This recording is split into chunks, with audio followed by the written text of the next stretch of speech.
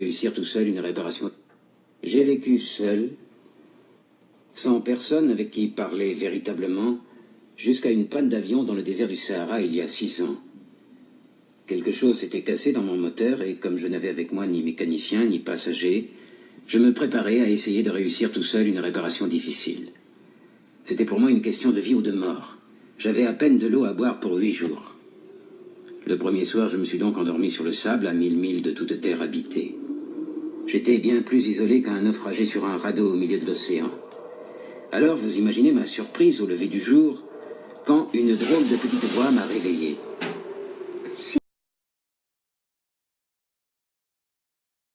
S'il vous plaît, dessine-moi un mouton.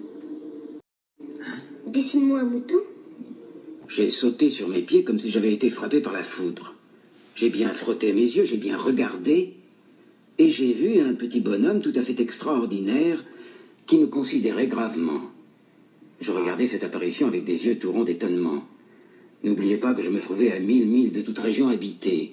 Or, mon petit bonhomme ne me semblait ni égaré, ni mort de fatigue, ni mort de faim, ni mort de soif, ni mort de peur. Il n'avait en rien l'apparence d'un enfant perdu au milieu du désert à 1000 milles de toute région habitée. Quand je réussis enfin à parler, je lui dis « Mais qu'est-ce que tu fais là ?» Le mystère est trop impressionnant, on n'ose pas désobéir. Aussi absurde que cela me sembla, à 1000 milles de tous les endroits habités et en danger de mort, je sortis de ma poche une feuille de papier et un stylographe. Mais je me rappelais alors que j'avais surtout étudié la géographie, l'histoire, le calcul, la grammaire, et je dis au petit bonhomme, avec un peu de mauvaise humeur, que je ne savais pas dessiner. Il me répondit « Ça ne fait rien. Dessine-moi un mouton. » Alors j'ai dessiné. Il regarda attentivement, puis... « Non, celui-là est déjà très malade. Fais-en un autre. » Je dessinai. Ce n'est pas un mouton, c'est un bélier. Mon dessin, mais il fut refusé comme les précédents. Celui-là est trop vieux. Un mouton qui vive longtemps. Alors je fis donc encore mon dessin, mais il fut refusé comme les précédents. Celui-là est trop vieux. Je veux un mouton qui vive longtemps. Alors, faute de patience, comme j'avais hâte de commencer le démontage de mon moteur, je griffonnai une caisse avec 3 trous sur le côté. Ça, c'est la caisse, le mouton que tu veux est dedans. Et je fus bien surpris de voir s'illuminer le visage de mon jeune juge. C'est tout à fait comme ça que je le voulais. Crois-tu qu'il faille beaucoup d'herbe à ce mouton? Pourquoi? Parce que chez moi, c'est tout petit. Ça suffira sûrement. Je t'ai donné un tout petit mouton. Pas si petit que ça. Tiens, il s'est endormi. Et c'est ainsi que je fis la connaissance du petit prince.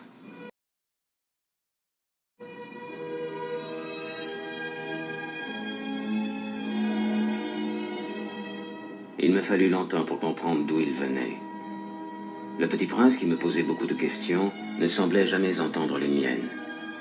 Ce sont des mots prononcés par hasard qui, peu à peu, m'ont tout révélé. Ainsi, quand il aperçut pour la première fois mon avion, il me demanda... Qu'est-ce que c'est que cette chose-là? C'est pas une chose, ça vole. C'est un avion. C'est mon avion. Comment? Tu es tombé du ciel? Oui? Ça c'est drôle. Alors toi aussi tu viens du ciel? De quelle planète es-tu? Tu viens donc d'une autre planète? D'où viens-tu, mon petit bonhomme? Où est-ce chez toi? Où veux-tu emporter mon mouton? Ce qui est bien avec la caisse que tu m'as donnée, c'est que la nuit, ça lui servira de maison. Bien sûr. Et si tu es gentil, je te donnerai aussi une corde pour l'attacher pendant le jour. Et un piquet. L'attacher? Oh, quelle drôle d'idée. Ben, si tu ne l'attaches pas, il ira n'importe où. Et il se perdra. Mais où veux-tu qu'il aille? N'importe où. Droit devant lui. Ça ne fait rien. C'est tellement petit chez moi. Droit devant soi, on ne peut pas aller bien loin. Et une seconde chose très importante, c'est que sa planète d'origine était à peine plus grande qu'une maison. Ça ne pouvait pas m'étonner beaucoup. Je savais bien qu'en dehors des grosses planètes comme la Terre, Jupiter, Mars, Vénus, auxquelles on a donné des noms, il y en a des centaines d'autres qui sont quelquefois si petites qu'on a beaucoup de mal à les apercevoir au télescope. Quand un astronome découvre l'une d'elles, il lui donne pour nom un numéro. Il l'appelle par exemple l'astéroïde 3251. J'ai de sérieuses raisons de croire que la planète d'où venait le Petit Prince est l'astéroïde B612. Cet astéroïde n'a été aperçu qu'une fois au télescope en 1909 par un astronome turc. Il avait fait alors une grande démonstration de sa découverte à un congrès international d'astronomie. Mais personne ne l'avait cru à cause de son costume. Les grandes personnes sont comme ça.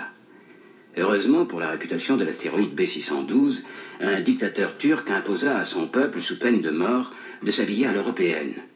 L'astronome refit sa démonstration en 1920 dans un habit très élégant, et cette fois-ci tout le monde fut de son avis. Si je vous ai raconté ces détails sur l'astéroïde B612, et si je vous ai confié son numéro, c'est à cause des grandes personnes. Les grandes personnes aiment les chiffres. Quand vous leur parlez d'un nouvel ami, elles ne vous questionnent jamais sur l'essentiel. Elles ne vous disent jamais quel est le son de sa voix, quels sont les jeux qu'il préfère, est-ce qu'il collectionne les papillons.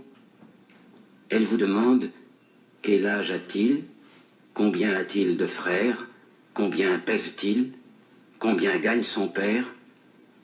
Alors seulement elles croient le connaître.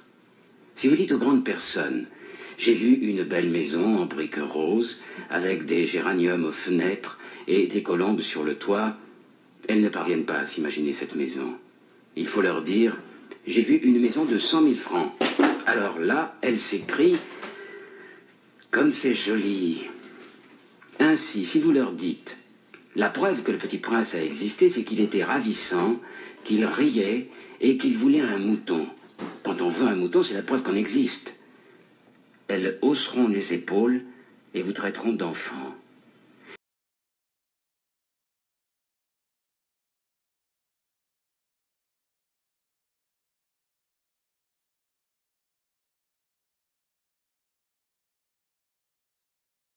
Faut pas leur en vouloir. Les enfants doivent être très indulgents envers les grandes personnes. Et moi, malheureusement, je ne sais pas voir les moutons à travers les caisses. Je suis peut-être un peu comme les grandes personnes. J'ai dû vieillir.